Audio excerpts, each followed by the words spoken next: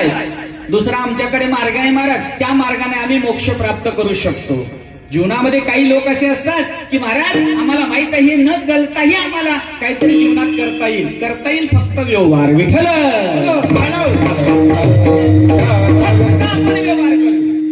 त्याच्या उपर आपल्या जीवनात आपल्याला काही करता येणार नाही महाराज. म्हणून हे कार्य असं आहे की देवाला आवडणार आहे. संक्षिप्तपणे नाथ महाराज सांगतात, पण मी तुम्हाला संदर्भ सांगतोय त्याचा कसा आहे.